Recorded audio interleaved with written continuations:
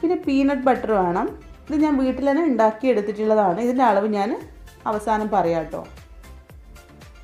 ഇതിൻ്റെ വീഡിയോ ഞാൻ മുമ്പ് തന്നെ പോസ്റ്റ് ചെയ്തിട്ടുണ്ട്. കാണാത്തവർക്ക് വേണമെങ്കിൽ ലിങ്ക് ഡിസ്ക്രിപ്ഷൻ ബോക്സിൽ കൊടുക്കാം. അതിൽ ഞാൻ ഒട്ടും തന്നെ ഓയിൽ ചേർക്കാതെയാണ് ഉണ്ടാക്കിയിട്ടുള്ളത്. പക്ഷേ ഈ സമയത്ത് കേക്കിന് വേണ്ടി ഉണ്ടാക്കിയപ്പോൾ ഞാൻ 2 ടേബിൾ സ്പൂൺ ഓയിൽ ചേർത്താണ് ഉണ്ടാക്കിയിട്ടുള്ളത്. അപ്പോൾ അതൊന്ന് നിങ്ങൾ മാറ്റം വരുത്തിയാൽ മാത്രം മതി. അല്ലെങ്കിൽ നിങ്ങൾക്ക് പുറത്തുനിന്ന് വാങ്ങിക്കുന്ന പീനട്ട് ബട്ടറും ഉപയോഗിച്ച് ഇത് ചെയ്യാവുന്നതാണ്. വീട്ടിലുണ്ടാക്കുകയാണെങ്കിൽ വളരെ ലാഭമാണ്, നല്ല ടേസ്റ്റും ഉണ്ട്. ഇനി നമുക്ക് ഡ്രൈ ഇൻഗ്രീഡിയൻസ് ഒക്കെ ഒന്ന് അരിച്ചെടുക്കണം. ഞാനിപ്പോൾ ഒരു 2 പ്രാവശ്യം അരിച്ചെടുക്കുന്നുണ്ട്.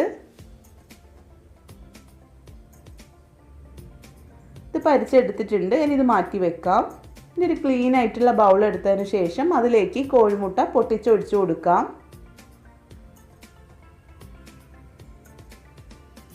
ഒരു പിഞ്ച് ഉപ്പ് ചേർത്ത് കൊടുക്കാം.